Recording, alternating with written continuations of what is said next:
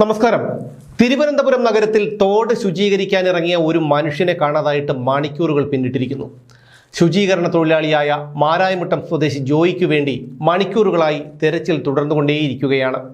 നഗരസ്ഥിര കേന്ദ്രത്തിന് വെളിപ്പാടകലെ നടക്കുന്ന ഈ വിഷയത്തിൽ നഗരസഭാധിപയ്ക്ക് ഇനിയും കൂടുതലൊന്നും പറയാനുണ്ടാവില്ല. ഒരു മനുഷ്യനെ ജോലിക്കിടയിൽ വെള്ളക്കെട്ടിൽ കാണാതായി എന്ന് കേൾക്കുമ്പോൾ ആർക്കും ഒന്നും തോന്നുന്നില്ല എങ്കിൽ നമുക്കൊക്കെ എന്തൊക്കെയോ പ്രശ്നമുണ്ട്. ഒരു താൽക്കാലിക ജീവനക്കാരനെ വെള്ളക്കെട്ടിൽ കാണാതായത് സ്വാഭാവിക വാർത്ത മാത്രമായി തോന്നുന്നുവെങ്കിൽ അവരോട് ഒന്നും പറയാനില്ല. മറിച്ച് വെള്ളക്കെട്ടിലെ മാലിന്യത്തിൽ ഒരാളെ കാണാതായെന്ന് കേൾക്കുമ്പോൾ ഒരു ഞെട്ടലോ അതിനെക്കുറിച്ച് ഒരു ആധിയോ എന്തെങ്കിലും തോന്നുന്നവരുണ്ടെങ്കിൽ അവരോട് മാത്രമാണ് പറയാനുള്ളത്. തമ്പാനൂർ റെയിൽവേ സ്റ്റേഷനടുത്ത് വലിയ തോതിൽ മാലിന്യങ്ങൾ അടിഞ്ഞിരുന്നത് വൃത്തിയാക്കുന്നതിനിടെ ഇന്നലെ രാവിലെയാണ് അപകടമുണ്ടായത്. 3 പേരാണ് ശുചീകരണത്തിനായി തോട്ടിലിറങ്ങിയത്. മഴ കനത്തതോടെ ജോയി ഒഴുക്കിൽപ്പെടുകയായിരുന്നു. മഴ പെയ്തപ്പോൾ ജോയിയോട് കരയ്ക്ക് കയറാൻ ആവശ്യപ്പെട്ടിരുന്നതായാണ് ഒപ്പമുണ്ടായിരുന്ന ആൾ പറയുന്നത്. എന്നാൽ തോടിന്റെ മറുകരയിൽ നിന്ന് ജോയി ഒഴുക്കിൽപ്പെടുകയായിരുന്നു എന്നാണ് സ്ഥലത്തുണ്ടായിരുന്ന മറ്റു ജീവനക്കാർ പറയുന്നത്. മുങ്ങൽ വിദഗ്ധർ ഉൾപ്പെടെ രംഗത്തെത്തി മണിക്കൂറുകളായി തിരച്ചിൽ നടത്തിയിട്ടും ജോയിയെ കണ്ടെത്താൻ കഴിഞ്ഞിട്ടില്ല. റെയിൽവേ ലൈൻ ക്രോസ് ചെയ്തു പോകുന്ന ഭാഗത്ത് മാലിന്യങ്ങൾക്കിടയിലൂടെ ഊളിയിട്ട് തിരച്ചിൽ നടത്തുക എന്നത് ദുഷ്കരമാണ്. പാളത്തിനടിയിൽ തോടിന് വീതി കുറവാണെന്നതും വെല്ലുവിളിയാണ്. എന്തായാലും ഒരു മനുഷ്യജീവനായി മണിക്കൂറുകളോളം തിരഞ്ഞിട്ടും ഫലം കണ്ടില്ല എന്നത് സ്വാഭാവിക വാർത്തയേയല്ല. തലസ്ഥാന നഗരത്തിലെ ഒരു വെള്ളക്കെട്ടിലാണ് ഒരാളെ കാണാതായത് എന്നത് ഗൗരവം വർദ്ധിപ്പിക്കുന്നു. മഴ തുടങ്ങുന്നതിന് മുമ്പേ തന്നെ ഈ ഓടകളും മറ്റും വൃത്തിയാക്കി തുടങ്ങിയിരുന്നുവെങ്കിൽ ഈ അപകടം ഒഴിവാക്കാമായിരുന്ന ഒന്നാണ്. പക്ഷേ അതിൽ തീരുമാനമെടുക്കേണ്ടത് നഗരസഭയാണ്. നഗരസഭയ്ക്ക് ഇവിടെ ഒരു അധിപയുണ്ട്. ലോകത്തെ ഏറ്റവും പ്രായം കുറഞ്ഞ മേയർ എന്ന നെറ്റിപ്പട്ടം ചാർത്തി കിട്ടിയ സഖാവ് ആര്യ രാജേന്ദ്രൻ. അവർക്ക് നോക്കാൻ നഗരത്തിൻ്റെ വികസനവും നഗരപരിധിയിലെ കാര്യങ്ങളും മാത്രമേ ഉള്ളൂ. പക്ഷേ പറഞ്ഞിട്ടെന്തു കാര്യം? ഈ മഴക്കാലത്തിന് മുന്നോടിയായി നഗരത്തിലെ ഓടകൾ പോലും വൃത്തിയാക്കിയിട്ടില്ലെന്ന വാർത്തകൾ വന്നപ്പോൾ അതിനോടൊന്ന് പ്രതികരിക്കാൻ പോലും തിരുവനന്തപുരത്തെ മേയർക്ക് സമയമില്ലായിരുന്നു. നഗരത്തിലെ റോഡ് വികസനം പോലും ഒരിടത്തും എത്തിയിട്ടില്ല ഇതുവരെ.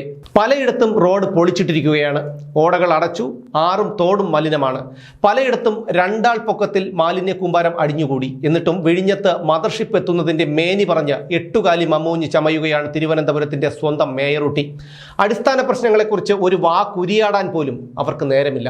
KSRTC ബസ്സിന് പിന്നാലെ ഓടാനും ഫേസ്ബുക്കിൽ വിഴിഞ്ഞം തുറമുഖത്തിനെക്കുറിച്ച് തള്ളാനും എടുക്കുന്നതിൻ്റെ പാതി സമയം പോലും വേണ്ട നഗരത്തിന് ചുറ്റും ഒന്ന് കണ്ണോടിക്കാൻ. അതുണ്ടായിരുന്നെങ്കിൽ ഈ മഴക്കാലത്ത് തിരുവനന്തപുരത്തുകാർക്ക് ഈ ദുരിതയാത്ര വേണ്ടിവരില്ലായിരുന്നു. മുഖ്യമന്ത്രിയും മന്ത്രിമാരും ദിവസവും യാത്ര ചെയ്യുന്ന സെക്രട്ടേറിയറ്റിലേക്കുള്ള വഴിയും വഞ്ചിയൂർ മാതൃഭൂമി റോഡും നാമമാത്രമായിട്ട് നാളുകളേറെയായി. വേനൽ മഴക്കാലത്ത് പോലും ദുരിതയാത്രയെക്കുറിച്ച് പറഞ്ഞിട്ടും അതിൽ ഒരു ഇടപെടലും നടത്താൻ തയ്യാറാവാത്ത മേയർ ഈ മണിക്കൂറിനിടയിൽ ഒരു മനുഷ്യനെ കാണാതായതിൽ വായ തുറന്നിട്ടില്ല. മാലിന്യ സംസ്കരണം കൃത്യമായി നടത്തിയിരുന്നുവെങ്കിൽ ഈ ആധിയുടെ ആവശ്യമേ ഉണ്ടായിരുന്നില്ല. 50 വയസ്സിന് മുകളിലുള്ള ഒരാൾ, അതും കരാർ തൊഴിലാളി, ഒരു ദിവസത്തെ വേതനത്തിനായി അരയും തലയും മുറുക്കി മഴയെയും വെള്ളക്കെട്ടിനെയും മാലിന്യ കൂമ്പാരത്തെയും വകവയ്ക്കാതെ സ്വന്തം ജീവൻ പണയം വെച്ചിറങ്ങേണ്ടി വരില്ലായിരുന്നു. നഗരസഭയിൽ നിന്ന് വിഴിഞ്ഞത്തേക്ക് പോകുന്നതിൻ്റെ അത്രയും ദൂരമില്ല ആമയിഴഞ്ചാൻ തോട്ടിലേക്ക്. ഒന്നുറക്കെ വിളിച്ചാൽ കേൾക്കാവുന്ന അകലമേയുള്ളൂ. പക്ഷേ ഇവിടുത്തെ കാര്യങ്ങൾ പറയാൻ ആളില്ല. മേയർ മാഡം തിരക്കിലാണ്.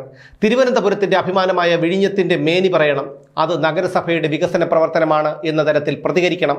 സത്യത്തിൽ വിഴിഞ്ഞം പദ്ധതി നോക്കാൻ കേന്ദ്ര സംസ്ഥാന സർക്കാരുകളുണ്ട്. അദാനി പോർട്ടുണ്ട്, വിഴിഞ്ഞം പോർട്ട് ഡയറക്ടറേറ്റ് ഉണ്ട്.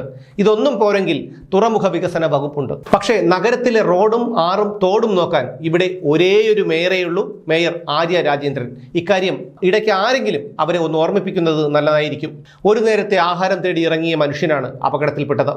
മണിക്കൂറുകൾ പിന്നിട്ടിട്ടും അയാളെ കണ്ടെത്താൻ പറ്റിയിട്ടില്ല. എന്നിട്ടും തെരച്ചിൽ നടത്തുന്നുണ്ട് എന്ന് മാത്രമാണ് മേയർക്ക് പറയാൻ കഴിയുന്നത്. അയാളുടെ ജീവന്റെ ഉത്തരവാദിത്വം ഏറ്റെടുക്കാൻ ആർക്കും കഴിയുന്നില്ല. വെള്ളക്കെട്ടിൽ വീണ മനുഷ്യൻ എങ്ങോട്ട് പോയി? മാലിന്യ കൂമ്പാരത്തിനപ്പുറത്ത് റെയിൽവേ അണ്ടർപാസാണ്. അവിടേക്ക് അയാൾ ഒലിച്ചുപോയാൽ എന്തു ചെയ്യും എന്നതിനെക്കുറിച്ച് ആലോചിക്കാനേ വയ്യ.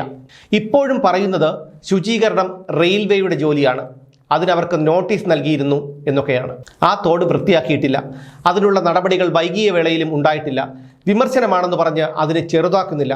രാജ്യത്ത് തെരഞ്ഞെടുപ്പ് പെരുമാറ്റച്ചട്ടം വന്നതിനാൽ റോഡ് വികസനവും മഴക്കാല പൂർവ്വ ശുചീകരണവും ഒന്നും നടത്താൻ പറ്റിയില്ലെന്ന് ഒരു മന്ത്രി പറഞ്ഞിരുന്നു. അതുകൊണ്ട് ഓടയും ആറും തോടും പുഴയും വൃത്തിയാക്കാൻ കഴിഞ്ഞില്ല. സമയബന്ധിതമായി ടെൻഡർ വിളിച്ച് ശുചീകരണം നടന്നില്ല. കാരണം തെരഞ്ഞെടുപ്പ് പെരുമാറ്റച്ചട്ടം കൊണ്ടുവന്നതാണ്. ഇത് ചരിത്രത്തിൽ ആദ്യമായിട്ടാണല്ലോ രാജ്യത്തെ തെരഞ്ഞെടുപ്പ് നടക്കുന്നത്, അതും തിരുവനന്തപുരം നഗരത്തിന് പ്രത്യേകമായി. കെടുകാര്യസ്ഥത അലങ്കാരമായി കൊണ്ടു നടക്കുന്ന ഒരു മേയറുള്ളപ്പോൾ നഗരസഭയിൽ നിന്ന് മറ്റൊന്നും പ്രതീക്ഷിക്കേണ്ടതില്ല. ദുരിതങ്ങൾ ഇതിൽ തീരുന്നല്ലോ എന്ന് ആശ്വസിച്ചാൽ മാത്രം മതി, വേറൊന്നും ചെയ്യാനില്ല.